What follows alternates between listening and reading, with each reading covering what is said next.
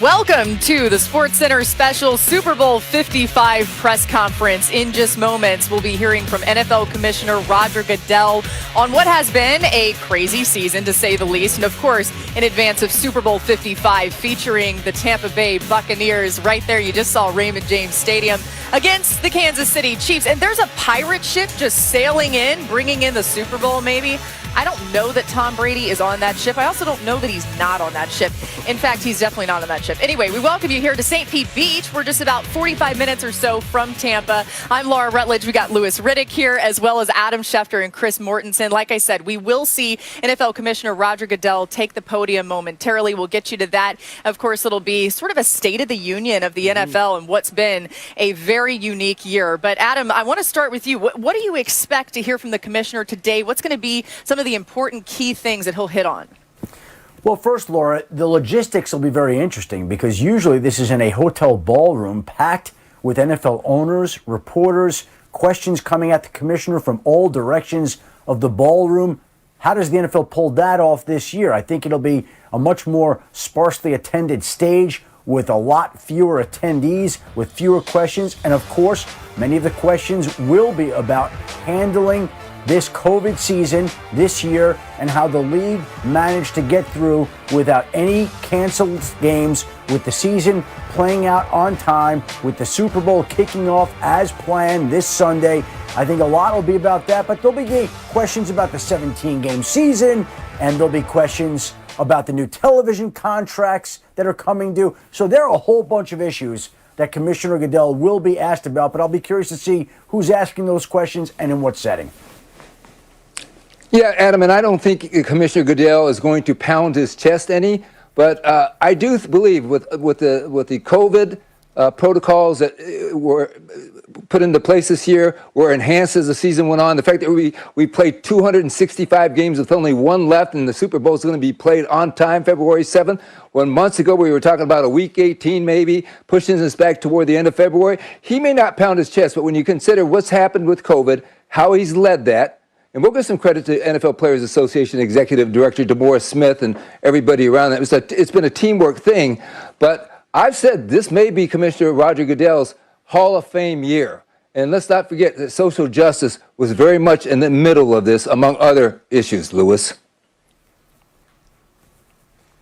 No question more. Look, I think what the league has done from all parties involved, whether it be the league office, the Players Association, the member clubs, the individual players and coaches and staff, all the different networks that were able to televise all these games and continue to keep this train moving down the tracks, is nothing short of a miracle. Because look, I personally was someone who wound up, at different points during this season, you started to feel the grind kind of get to you, the constant demands of having to always stay on point as far as making sure that you're safe and making sure that you're isolated and looking out for your fellow teammates on the broadcast crew. Look, all these teams were doing the same types of things all year long.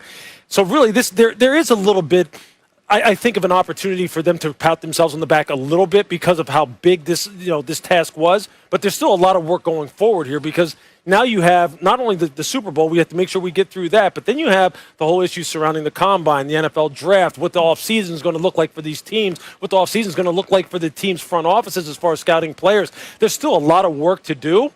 So this is going to be a situation where, there's a little bit of time for celebration as far as how far they've come, but there's still so much more to go.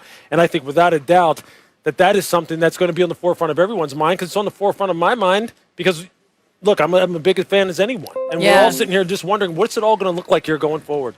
Yeah, well, it's interesting because you brought up the draft, you brought up the combine, so many things that are changing now in the NFL landscape. And like we said, we are getting you ready for Super Bowl 55 press conference with Rodger Goodell, the NFL commissioner. You're watching the SportsCenter special, and we'll be taking it through. We'll get to hear everything the commissioner says, as well as DeMaurice Smith, potentially, as he'll take the podium a little bit after that as well. And you can see on your screen in moments what exactly is happening there. Adam brought it up. It's a little different, as you might imagine. You're going to have some questions questions from Zoom. You're going to have some reporters who actually are in the room there. But we'll see how the whole thing plays out as we get you ready for this as well. And, Louis, I want to go back to a point that you made about the combine, and because that's where so much would happen in the NFL. So many things would be discussed, right? We're already seeing a landscape in the league that's changing with quarterback carousels all across the board.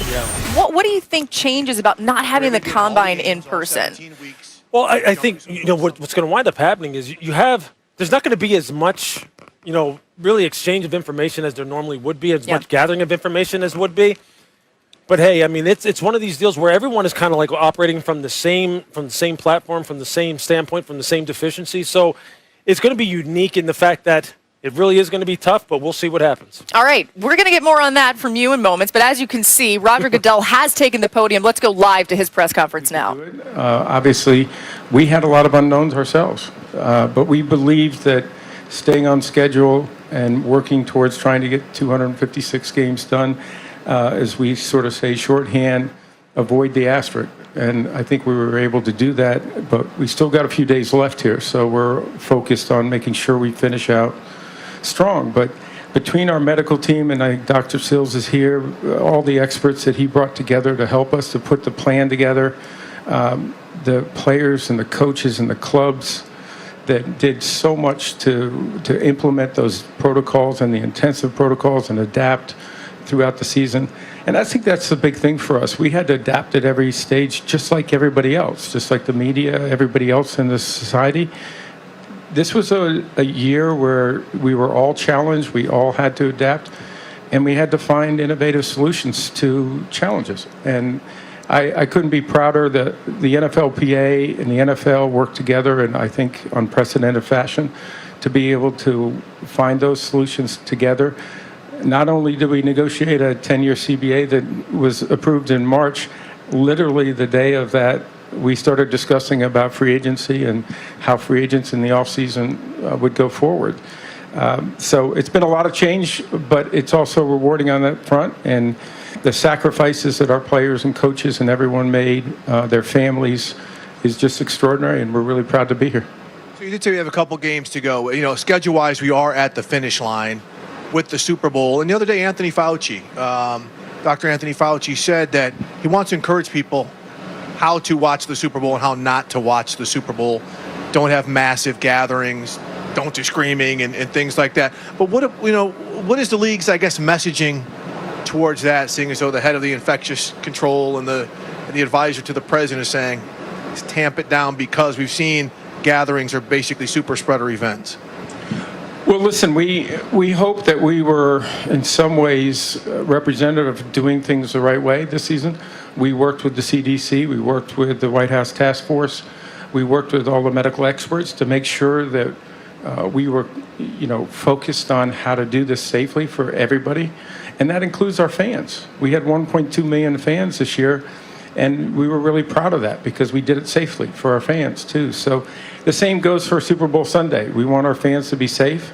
They need to be smart. They need to wear their PPE. They need to be gathering in small groups. We worked with the CDC about their advice that came out last Saturday about staying at home and doing it with family and household members. And we believe that's the way it should happen. We're all going to enjoy the Super Bowl a little different this year. And Sunday won't be any different. Great. And before we get it out to the audience, one last question. It's different here, right? There's not the big events. There's not the parties. There's not the concerts and the tentpole events. But what about the way the city of Tampa has been able to adjust on the fly to host what is typically just an incredible, massive event that lasts for days and days? Well, they've been incredible, and I know some of the Super Bowl host committee guys are here. I know Will and Rob are in the back. The mayor, the county, Derek Brooks, who's been extraordinary also. They've all worked together to find solutions. And at every challenge, as we looked and we challenged them, they came up with solutions. And so this community has done an absolutely extraordinary job. I'm always cautious of saying that until after we get everybody home and out on Monday. But they really, to this point, have just really gone above and beyond, and they deserve our praise and thanks. And I think the people here at Tampa should be very proud of the work that they've done. I think they really should. It's been a really interesting kind of setup here. So, all right, Rodger, I think we're done up here. We are going to turn it over to the reporters that are out here in the audience. So remember, please introduce your name, your affiliation, and fire away. Hi, Rodger. It's Lindsay Jones from The Athletic. A year ago, you stood in front of all of us, or a lot more of us, actually, and you said that diversity in the head coaching ranks was a problem, and it was something that the NFL needed to take significant measures to address. In the months since, we've gone through the Black Lives Matter movement. Our country has gone through this racial reckoning. As a league and as ownership, you guys enacted some pretty significant changes, but here we are on the eve of the Super Bowl, a hiring cycle complete, and the head coaching numbers have not really changed. What happened this hiring cycle? How concerned are you personally and your staff at the league office? How concerned are you, and what more needs to happen to see different results next year? Well, Lindsay, a few things. First off, I think and I've said this to you all many times, I'm not sure there's an issue that we spent more time working with our ownership on. Our ownership is committed, focused on this. And, we look at this as broadly as possible we want to make the NFL, our clubs, more diverse. And so it's much broader than just head coaches for us, but the head coaches is important. And we put a lot of our policies and focus on that this year. As you know, we had 2 minority coaches hired this year, but it wasn't what we expected, and it's not what we expect going forward. So for us, we want to continue to look and see what went right, what went wrong. I think that has to happen with individual discussions with candidates, both successful and unsuccessful candidates, the clubs, and try to understand, exactly what went right and what went wrong. They're not the outcomes we wanted, and we're committed more than ever to make sure that we do that. But we want it to be a natural process. We want it to be a process that is what we believe in diversity is making us better, ultimately. And so we'll get back. I've had a lot of conversations with owners and candidates over the last several weeks during the process, and there were some real positives for us here. I know people want to focus on the head coach, but there were a lot of positives. 3 new general managers that are African American. There's a lot more diversity in the coordinator position also, and across the league. So there were some real positives to build on, and that's what we're going to do. But we're not satisfied, and we feel like we can do better, and we're going to. Hey, Rodger, Ben Volen from the Boston Globe here. I have to ask you, of course, about Tom Brady. It's been almost 5 years since you suspended him for 4 games for Deflategate. And since that time, he's now on his 4th Super Bowl in 5 years. Just curious, what's your relationship like with Tom? What does he mean to the NFL right now? And do you still think that punishing him so severely was the right thing to do?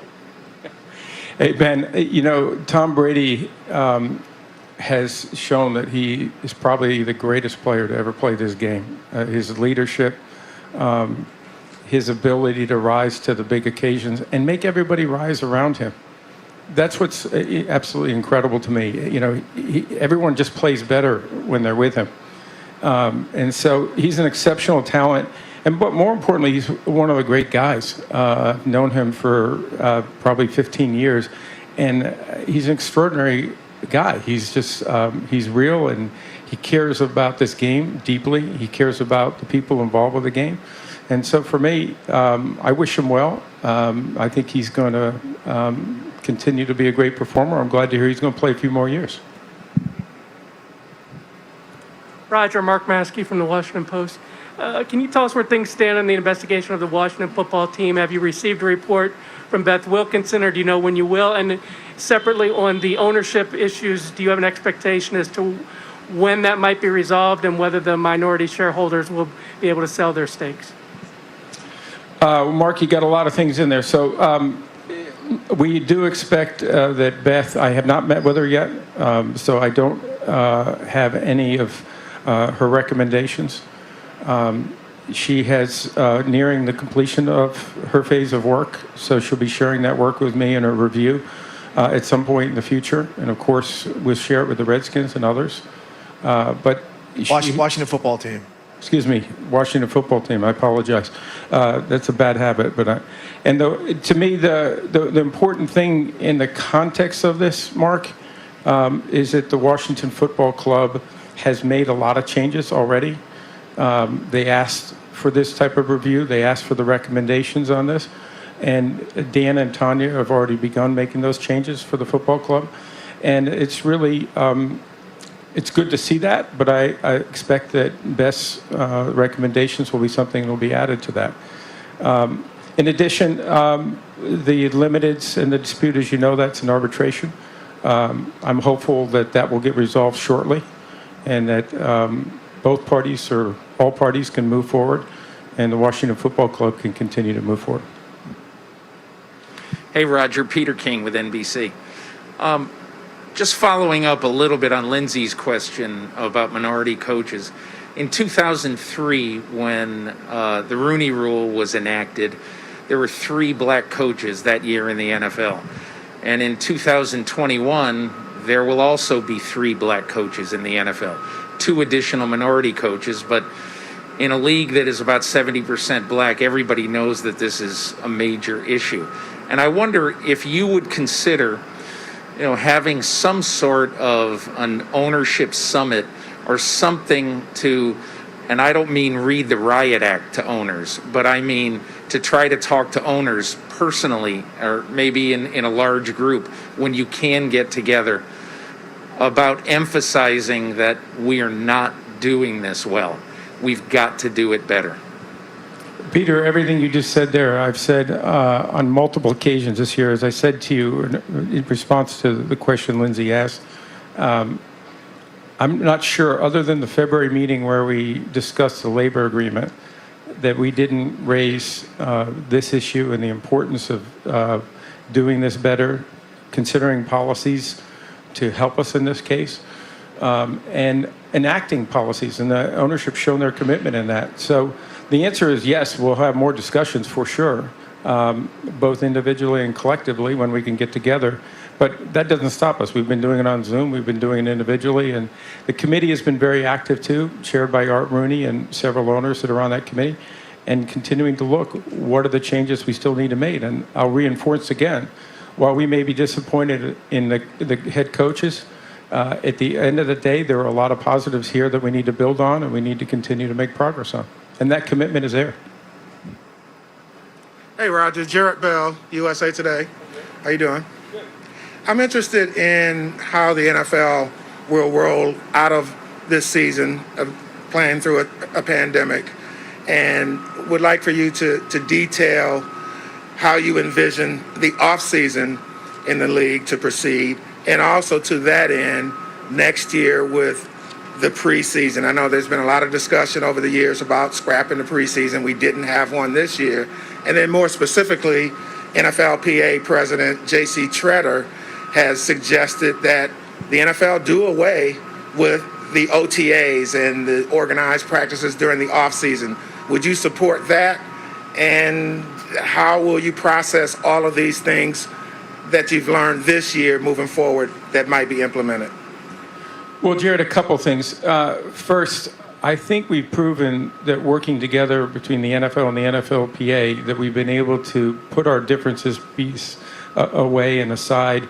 Not that we didn't stick to our core principles and do the things that we think were important, but we were able to find those areas of common interest and look past those differences to solutions. And I'm confident we'll be able to do that again. I think the challenges that are in front of us, I can't identify all of them, but my guess is right now they're less than where we were last year because we've had the experience of the last 6 or 7 months.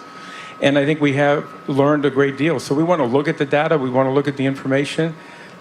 It's not a time to be taking positions publicly. It's a time to be able to look at that data and then sit down and talk about it with respect and understanding and try to get to the right outcome. So from that standpoint, I expect the offseason, we were already started on that. The combine is already going to go through significant changes, which is just in a few weeks. We anticipate that I think a lot of the things that we did last year with respect to training camps, to respect to the offseason, virtual is going to be part of our life. for the long term. I think we learned, and the coaches learned, the players learned, that it was actually a very positive way to install offenses and to work in the offseason. So I think we'll see more of that for sure. But I also believe, our coaches feel strongly, and, we'll talk about this with Union, that there's value in the training camp. There's value in practices. There's value in having preseason games where you can develop young players and give them the opportunity to get better as football players. The veterans may not need that as much. So those are the types of things I think we'll balance as we come in to the offseason, and I'm sure we'll come up with solutions for that. Hi, Commissioner. Jenna Lane, ESPN. Back in August, 2 former players filed lawsuits claiming that the NFL was discriminating against black players when it comes to concussion-related claims. Are you guys looking into this? I know a report also surfaced on ABC that some doctors actually fear discrimination is taking place. Well, I think, and I'm pretty sure I understand the case that you're talking about. First off, the concussion settlement is something that is overseen by a federal court. The federal court approved the settlement. The federal court is overseeing the operation and implementation of that settlement. And we are not part of selecting the clinicians, the medical experts who are making the decisions on a day-to-day basis. That's done by independent clinicians. And so, obviously we'll work with the court. We'll continue to see if there are changes that need to be made, but those will be determined by the court. Hi, Rodger. Rob Motti with the Associated Press. Before the season, you delivered a message that was widely interpreted as an apology to Colin Kaepernick. Looking back now, how do you feel that Colin's career seemingly ended because of actions that are now being embraced but initially were viewed negatively? Well, I would tell you that, I said very clearly back in June that, we wish we had listened to our players earlier. That was, and we had a lot of players that were coming and bringing these issues to us. And it didn't start last summer. It started over 2 years ago, and we've been working with the Players Coalition over that period of time. Colin was one of the individuals who obviously brought a great deal of attention to this. And for that, he deserves our recognition for that and appreciation. But there are a lot of other players. And actually, many of the demonstrations started back in 2014 with Ferguson. So from our standpoint, we now, I think, have a platform and an ability to work with our players to address those issues that they've identified in their communities and our communities that we can help and we can address. And there's a commitment on behalf of the entire ownership to that, not just financial, but more importantly with our resources. And we'll exceed that. And I think the players deserve a lot of credit for that. And I think the clubs do for supporting that. And we look forward to making a difference in our communities. Hi, Rodger. Judy Batista from the NFL Network. Given where we are right now and what you anticipate about the continued rollout of the vaccine, how close to normal do you expect next regular season to be in terms of fan attendance and also in terms of the need for protocols for players? Judy, I wish I knew the answer to that. One of the things that I think I have learned and I think all of us have learned is try not to project too far in advance because it's difficult to do. Go back to last March and early April, trying to project what the environment was going to be like from a safety standpoint and where the virus and the pandemic was, even to the draft 3 weeks later. That's when we made the determination we needed to go virtual. We need to be prepared to do that and make the decision as we got closer, whether it was safe and the appropriate thing to do. I think that's true with everything we do, is wait as long as you possibly can, be prepared for the uncertainty, and find solutions, work the problem. And that's what we've done. I don't know when normal is going to occur again, and I don't know if normal ever will again. I don't know if anybody here can do that. I know this. We have learned to operate in a very difficult environment. We have found solutions, and we'll do it again. And that's what we believe is a lesson for us this year, is the relationships that will I think one of the most impressive things to me and meaningful things to me was hearing clubs in the NFLPA say, our relationship has never been stronger.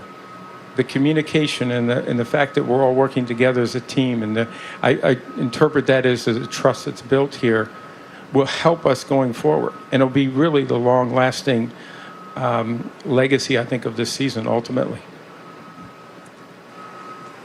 Rodger, Sam Farmer of the LA Times.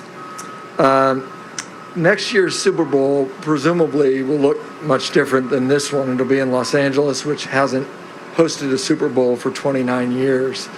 It'll be played in a stadium that will be at the end of its first season with fans and in the shadow of NFL media. How do you assess the challenges and opportunities of a Los Angeles Super Bowl? Well, Sam, I haven't given an awful lot of thought to that because I'm still trying to get through Tampa, to be honest with you. But, that facility, I was there for the kickoff game, and it was the first time, obviously, being in there for an event. And it is remarkable, not just the facility, the stadium itself, but the surrounding area. And we're really excited about being there. We think that stadium is obviously going to set a new standard in the world. And so to bring our Super Bowl there will be exciting. Again, I don't know what the environment's going to be like by next year. We'll be prepared for that. We hope it'll be filled with fans, and not just in the stadium, but around the stadium and enjoying the facility. And we will be back to more of a normal cadence. But safety has driven everything we've done this year, and safety will drive that decision as we approach it, making sure that we keep, obviously, the participants as well as our fans and others safe through that process. Hey, Rodger, Sal Palantonio, ESPN. Hope you and your family are doing well. Thank you.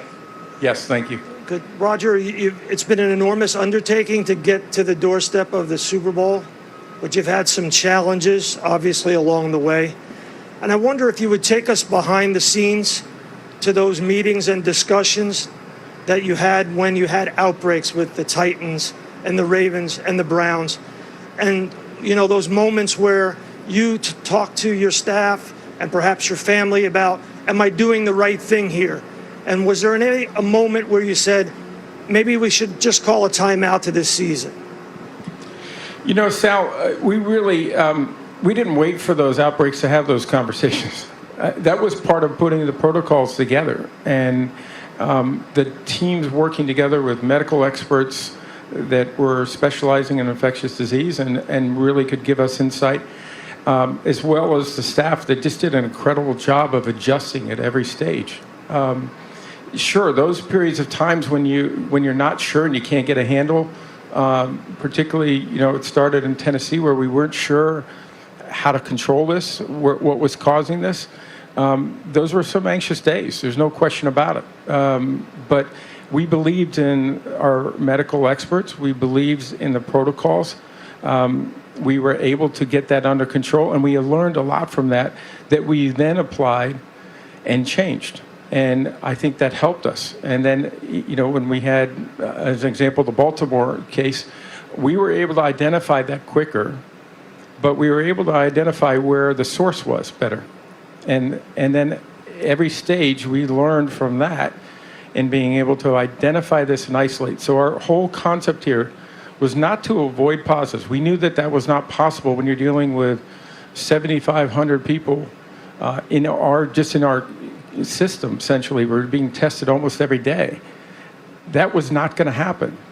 But the idea is to test frequently, identify when you have a positive, and isolate, and make sure that we trace that properly to identify people that may have been in close contact. And that's where we really learned, in addition to some work with Yale, to be able to identify how the spreading occurred.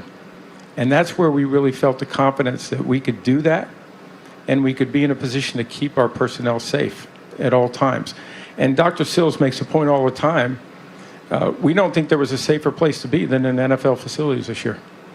We never doubted that for a second.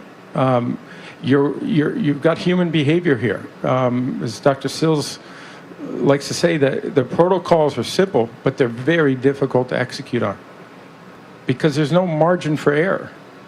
It can be very simple. It can be 3 people going into a room that's not well ventilated, that they stay in too long, where they're not wearing their mask, and you have a problem there. And so I think our personnel started to learn that, is that, we weren't going to compromise on safety, which we never did this season. We did not put competitive issues ahead of safety. We put safety first. And when we had those safety issues, until we could control that, until we were certain that we were not going to put any of our players or coaches or other personnel at risk, we weren't going to put them out there. And that's what you had in Tennessee with the delay. That's where you had the delay with Baltimore. That's where, you saw it in Cleveland where, the head coach couldn't participate because it was in violation of our protocols. So again, safety was driving every decision we made. And we talked about that throughout the off season, into the season. And I think, and this is where I'm incredibly proud of our staff, our clubs, there was never a question that we were going to implement those protocols to the highest standard possible and keep our players safe and our personnel safe and never compromise on that. And it did not happen. And that, to me, is what, to see our group come together and find solutions for difficult problems is something that I'll always be proud of. But when those stories started to come back to you and you had those anxious moments, what was that like for you to have to make that final decision on some of that stuff? Listen, it's never good to make decisions where there's so much uncertainty, right? That's the hardest problem we had this year, is you had so much uncertainty. Decisions are easy when you have certainty and you know that this is going to happen, this is going to happen. What was difficult, during this season was trying to manage things where there was a lot of uncertainty.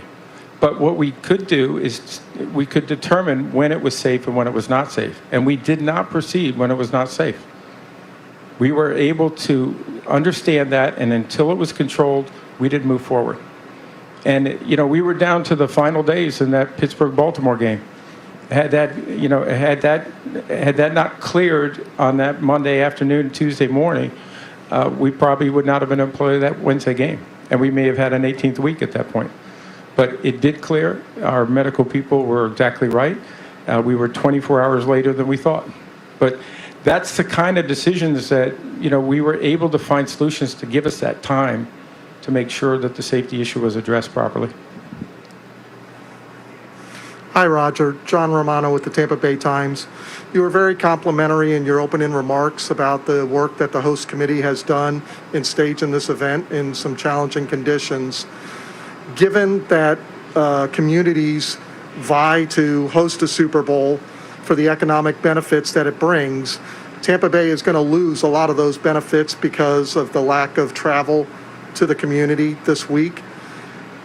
Given those circumstances, would you anticipate that Tampa Bay would get special consideration when it comes time to choose host cities for future Super Bowls? Well, I never want to get into specifics on that because it's ultimately an ownership vote. But I think everyone knows the unique circumstances that we face this season. They also know how extraordinary Tampa has been in working through that. I think that'll be a big consideration in their minds when they do sit down and vote. We recognize that it may not be the full extent of economic benefit, but in some ways, I think this whole pandemic and this ability to work through this is really going to be a reflection on this community's can-do attitude and how they get things done. And, they never wavered about moving forward with this game, and they've never looked forward and said, we want to have a game in return. Those are the kind of people who make this world special, and I think the NFL will recognize that going forward. Hey, Rodger, Albert Breer from Sports Illustrated. Have you guys worked on any sort of standard as far as what it will take to start to loosen the protocols, and how would the vaccine play into that?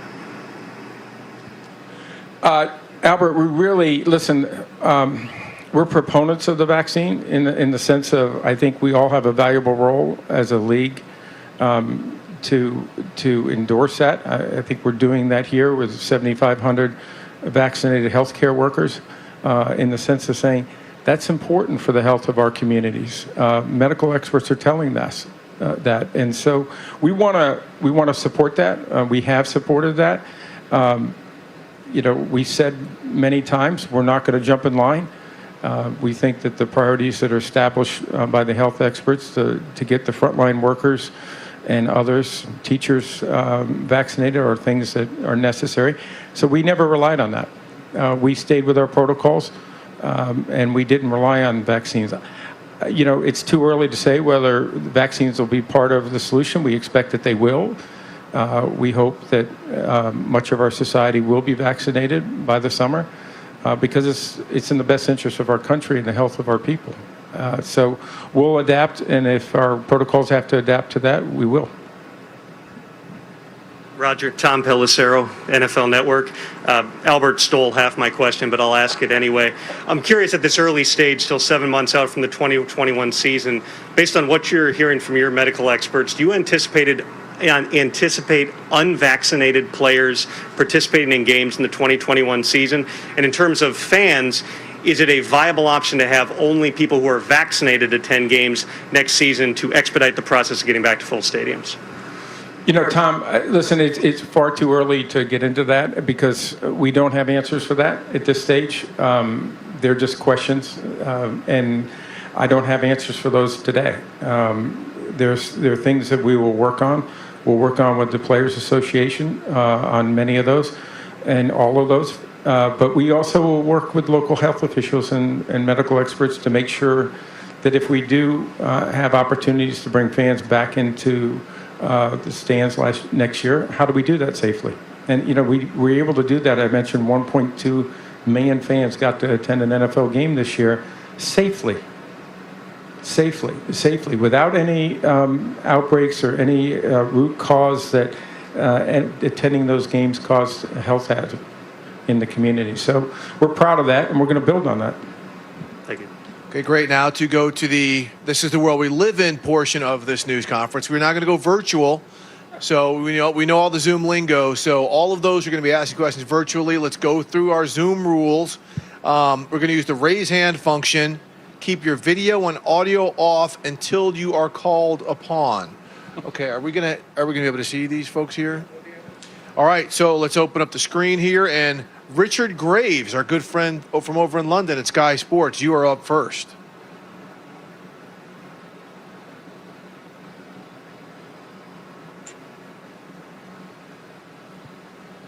Richard looks very comfortable. Hi, Roger. Sorry, there was a delay there. Obviously, it's great that the NFL have managed to get this far in the season, and we look like we're going to have a Super Bowl on Sunday. Looking forward, I appreciate what you say about the uncertainty of predicting the future. But what is your desire and outlook as regards having international games back on the schedule next season? And realistically, how late can you leave it before making a safe decision on that? Well, Richard, we are planning for our international games in 21. That's the approach we're going to take. We obviously are going to stay in close contact with our partners in the UK and in Mexico and make sure that we are doing that safely. If at any point in time we don't think we can execute on it safely, we'll make that determination. Last year, I think we ended up deciding not to play the international games sometime right before the schedule was announced. I think it was in April. And I think that was done after a lot of consultation, not only with our medical officials, but also looking at the risks with the Players Association of traveling the entire party over in a stadium that we weren't able to implement our protocols in. Not that they don't have protocols, but we had very tight protocols in our stadium and felt it was safer to keep them in our 30 stadiums here in the country, where we knew those protocols were being implemented along and consistent with our policies. So we hope to get back there, and we're planning for it, and we'll make that decision whenever we have enough information to do so. All right, now let's go to Kansas City and Darren Smith. Good afternoon, Mr. Goodell. My question for you is, actually, I was speaking with Steve Weiss about this yesterday. Do you think that the owners and the NFL should actually wait till after the Super Bowl to hire and interview coaches, so that way it's a more fair and level playing field for coaches, maybe such as Eric Bieniemy, who was penalized for playing or coaching so long into the postseason? You know, Darren, this is an issue. We had a lot of discussion with the Fritz Pollard Alliance, who we worked very closely on developing the policies this offseason. Many coaches, and you know, it's something I'm sure will be brought back up again. As you know, this season, as part of our policy, where technology really actually was a benefit for us, was this technology we're going through right now, virtual. They were able to have interviews by Zoom. And that gave coaches an opportunity to interview without being as disruptive for their preparations while they're in the postseason. Head coaches felt better about it. And we made a lot of exceptions to that, including with Eric, to be able to have those interviews to give him the opportunity to be able to consider it in that. So that was a plus, and we made changes on the fly with respect to giving them that opportunity, which we think were beneficial to their candidacy. But it didn't lead to the opportunity for Eric. I think it's one of the things, Eric's a great football coach. I talked to Andy about him an awful lot, and I think we want to hear from him. I've talked to a couple other coaches that are in the league now that didn't get an opportunity, both white and black, who talked about that potential change. And so we'll have to balance that and think if that's the right outcome or whether there's some other alternative. Rodger, if I could follow that up, though, because I think one of the things in talking to people is once that first domino falls in terms of a coaching hire, the rush to hire other coaches so they can build their staffs is one of the reasons why things happen so quickly. If you do delay it till after the Super Bowl, do you think that kind of levels out the pacing in terms of maybe freeing some people up in that regard? Well, Steve, I'm not sure I agree with that all the time, because last year I think Cleveland didn't hire a head coach until early to mid-February. And they weren't in the Super Bowl. So, I think that what we really have talked an awful lot about is slowing the process down and making sure teams have the opportunity to look at a diverse slate of candidates, to really understand some of those candidates and the qualities that they bring that they may not have been exposed to for some reason or another. And so one of the things we really want to do is talk to those decision makers. To have more minorities involved on the ownership level, more minorities involved at the head coach level and the general manager level, to make sure that we're getting that kind of consideration when we're making those decisions, and have the time to do that, because it is competitive. We all know that, and there is a feeling of urgency to make sure that you get the right coach and get the right staff. And so we understand that balance, but it's got to be a balance. And so those are the things that we've sort of debated. I'm certain that we're going to have that conversation again. And, we'll look to see if there's some additional policy that we can make. But we start by assessing the situation, then analyzing and listening to everybody, and then coming up with what are the changes we should make that ultimately are going to lead to better outcomes. And outcomes that we think are beneficial to the league overall, so that we're a more diverse league, which will make us a stronger league. Great. Thank you. Okay, let's go to, I hope I'm pronouncing this right, Eben Novi-Williams from Sportico. Hey, Rodger. Thanks for doing this. A couple, almost 10 years ago now, you laid out a revenue target of $25 billion in revenue for the league by 2027. Obviously, before the pandemic, things looked pretty good, and you're in the middle of negotiating media deals right now. Can you give us an update on that target? And did the pandemic change anything about the long-term business targets for the league? Well, one of the things that we've always talked about in the context of the NFL is how do we continue to grow? How do we continue to develop our fan base on a global basis, make our game stronger and more competitive? And continue to grow revenue, because that's part of our partnership with our Players Association too. They get a percentage of that revenue. I would tell you that in my personal view, that in environments like this, stronger organizations and stronger brands get stronger in environments like this. I believe the NFL has and will.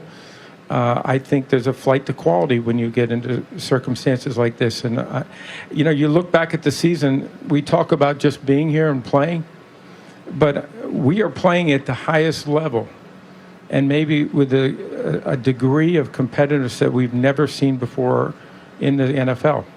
It's not just that we're playing at an extraordinary level. The highest scoring season in our history. Incredible young players, incredible veteran players, as we're seeing in the Super Bowl. We're seeing competitive games, even with high scoring, that we've never seen before. 70% of our games are within 8 points. It's not just that we're playing at an extraordinary game and an extraordinary level that has never been seen before. And I think the future of this league is incredibly bright because of those great young players, those great young teams. And that's what our objective is here. I believe our league is still, the best days are ahead. I'm very confident about that. But that's going to take a lot of hard work, and it's going to take the partnerships that I think we were able to strengthen this year. And I believe that's going to be part of our success going forward. It's a great jumping off point because we're done with the virtual aspect of this. But you talked about how competitive it was and how we're playing at the players are playing at such a high level. Well, and someone mentioned J.C. Tretter, the head of the Players Union, said because of that, there's no reason to really resume the offseason and things the way we've had it. So let's bring up Demore Smith from the Players Association to also talk about that. There he is. Hey, now this is sharp dressed man right here. All right, but about that, so Demore, it's good seeing you. We're here. I don't have my mask on. I don't want to get too close to you. But just, about that, you heard Rodger, what he had to say about you guys have to really assess the data and how everything worked about how the offseason is going to proceed. What's the take from the PA? Well, the first thing is I'm going to manage to get through this holding the shield. It's going to be in my hand. But, look, we've done a lot of things together this year that we've never done before.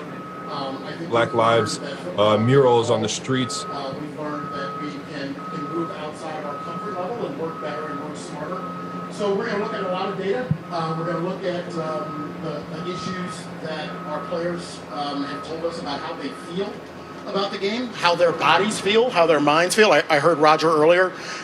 When you think about a season in a pandemic where we've set scoring records, and we'd also look at the fact that penalties are down, it tells us a whole lot that we can always learn to work smarter and work better. And by the way, what a great message for the country, right? Absolutely. Okay, Dee, we got a question for you from Mark Maskey of the Washington Post. For both of you, when you look at this relationship over the years and trace it and everything that's happened, and then look at it this year, from the CBA through all that you dealt with to get through this season, how do you think that relationship has it changed and evolved? And sort of related to that, Rodger, do you expect the owners and the league to exercise their option for a 17-game regular season starting next season? Well, I'll start off. Look, we've had our dust-ups in the past. I know, it's hard to... they're just a few.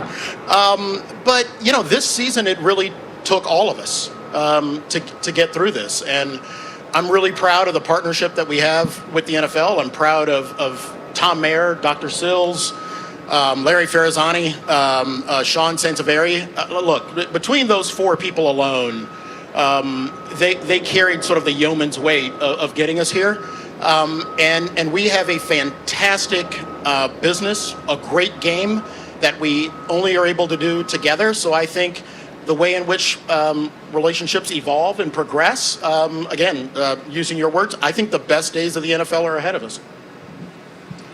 Yeah, I'd agree. Listen, like any relationship, it evolves. I had to go back, and it was 11 years ago. We were in a battle to get a new collective bargaining agreement. We worked our way through that. We signed a 10-year collective bargaining agreement, and now we've signed a 10-year extension. I think that may be the only time in the history of the NFL we've had that kind of a relationship. And that comes with growing pains, and it comes with meeting challenges. But I think what I mentioned earlier is that we have worked together to find solutions and look past our differences and be able to find those solutions in an innovative way. we are looking at the 17-game schedule. I think, Mark, that was part of your question. We've already agreed to that in the collective bargaining agreement. There's still more work to be done on that, but once the game is done, we'll turn our focus a little bit more to that. And even though we have the option, we're going to continue to talk about this. I talk with Dee about these issues all the time and making sure that the decisions we make here are done with a lot of input. Because I think one of the other things we learned is that the input we had to one another last year, what I call the mini CBA, which last summer, which didn't feel like a mini CBA, but the input for one another helped us. We both found different solutions, and together we were better for that ultimately. And so, we'll look at all the information, we'll share thoughts, and we'll, I'm sure, come out a better place. Good. All right. Well, we're finished there, and gentlemen, a novel idea. Working together makes us better, and we can evolve. If we're forced to do it, we'll do it. But hey, look, just to foot stomp that, we're a labor union, and if we have to mix it up, we have to mix it up. But this year has been, I think, across the businesses in the country, one of the best examples of labor and management working together to do something that we couldn't do alone. And if that's a great example of how two people on the opposite side of the spectrum can come together and create something great, then it should stand for something great. Excellent. Well said. Well, Commissioner, thank you so much for taking the time. We're going to take about a 7-minute break, and then you're up. Sure. All right. Thanks so much, guys. Yeah.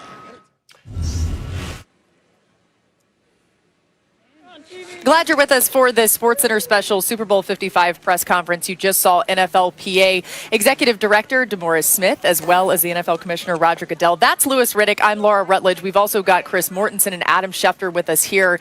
And I want to start, as we kind of digest everything that we heard from the Commissioner, with you, Adam, on the coaching diversity conversation. Head coaching vacancies, there were 7 of them in this offseason leading into next year, and only 2 minority coaches were hired to fill those vacancies. You heard what Commissioner Goodell had to say about it. What's your reaction?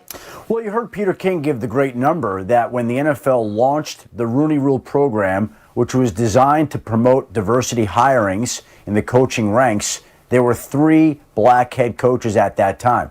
And 18 years later, there are still 3 black head coaches. That obviously is a lack of progress, a glaring lack of progress at the NFL level. And the NFL has tried to enhance teams, or at least to incentivize teams to get them to hire more diverse candidates. It hasn't happened so far. The NFL knows it has work to do, and the season has to be viewed as a disappointment. Adam, I thought one of the interesting points. Mort, really. Go ahead, Mort. No, Mort, go ahead. I'm sorry, I didn't mean to jump you there. Go ahead. I have a lot.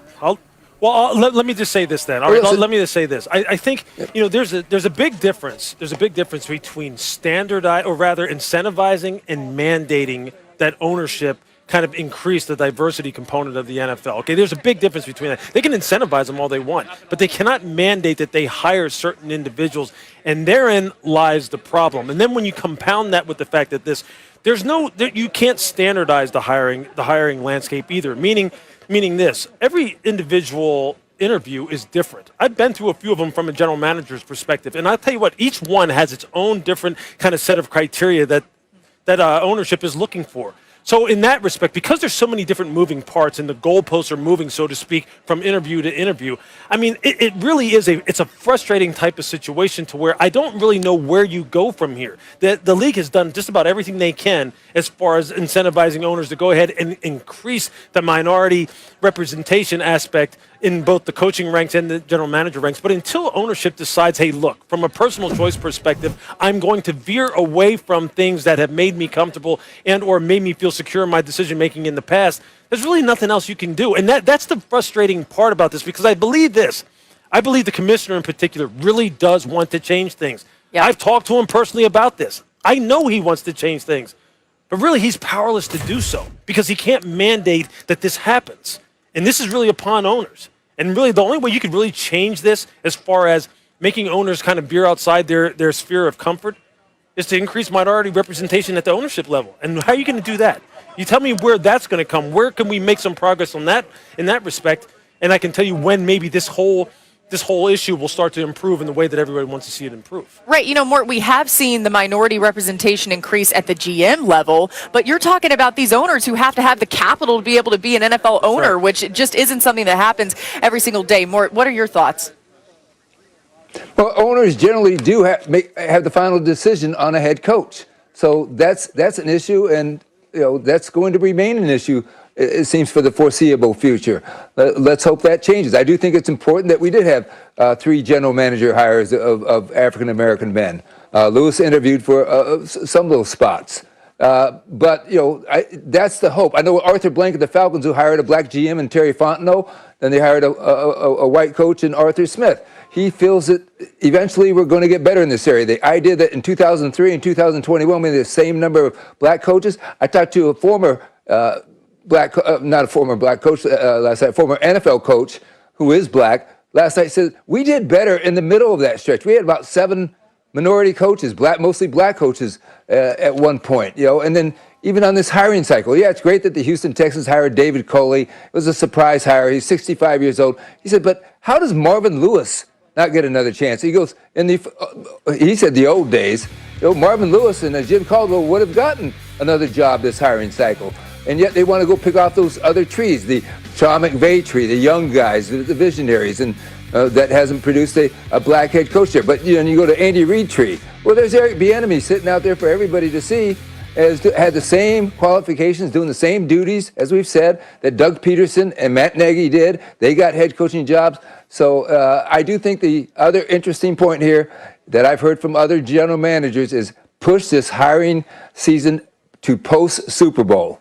It's not going to be as harmful as people think. It may be for some scouting departments in terms of how they want to evaluate talent and acquire talent. It affects them somewhat. But I think that was one idea that Commissioner Goodell talked about today that is intriguing, to make this process slower and more thorough, and even it was this time around. Yeah, when he was asked about that, Commissioner Goodell brought up the Browns last year, of course, waiting a while to make their hire, but something to keep an eye on no matter what. I thought it was so powerful this week when Eric Bieniemy said, I didn't ask to be the poster boy of this whole conversation. So as this continues to develop, of course, we'll keep our eye on it. Now, one thing, of course, we're at St. Pete Beach, about 3 days away from the Super Bowl, and that's going to happen in Tampa about 45 minutes down the road. And as you get excited about this game, there was an answer that Goodell had that I thought was really interesting. It's not only that the NFL is playing this year, it's that they're playing at such a high level. We're seeing offensive performances that are out of this world, which, Lewis, I realize you may skew a little more toward the defense, but defensive guys are playing very well as well. We see 2 great defenses in the Bucs and the Chiefs. Just what can you say about how high of a level NFL teams have played at this season? Well, Laura, I think it speaks to the football intellect of the players. It speaks to the level of preparedness, or rather the level of preparation that the players underwent, during the offseason when they weren't able to get together. I think it speaks to their level of professionalism, how seriously they took their preparation. And I think it does speak to, in general, the quality of coaching that these players are getting, and the fact that you have some really, really good coaches, both at the head coach level, coordinator, and assistant coach level, that are able to really kind of take pertinent information, break it down, present it to players to a point where they can actually use it on the football field and play at a very high level. Now, I know, most players, and you heard this touched on as well, will say, well, do we really need, for the offseason to take on the typical, kind of structure that it has in the past? Do we really need that anymore? I think you're kind of going down a slippery slope when you say maybe we should do this, going forward the same way, every year after year. I think this is just one snapshot in time. I think football is still a game that has to be practiced in order to be played at a high level, because there's going to be a lot of younger players that are continuing to come into this league that need some time with coaches. But there's no question that the professionalism of the players and the coaches this year were put on display for us all to see, not just on the field, but off the field as well. For them to make it to this point, Laura, is absolutely amazing. And you definitely need to tip your cap to them both on and off the field. There's no doubt about that. Yeah, at the end of the day, the players were the ones that, with the coaching staffs and everybody else, had to commit to this. But the players were the ones that had to go out there and, in an unusual year, perform at that level. Go ahead. No, I was just going to add one thing. It just popped into my head because I'm sitting there thinking, what were the games like this year? Well, I did a couple of them for Monday night. You did quite a few. These stadiums, Laura, I cannot emphasize this enough, just how unique of an environment it was to go into a stadium, see no cars in the parking lot, walk into the television booth, look down into the stands, and there's nobody there. And these players come out almost like it's like a practice in your uniform, and they still played at this level and put on these level of performances. It's extraordinary. It's absolutely extraordinary. I'm in awe of what they accomplished this year. It's a really good point. About 25,000 fans, by the way, will be at the Super Bowl here in Tampa Bay at Raymond James Stadium, and will be here throughout the rest of the weekend right here from St. Pete Beach.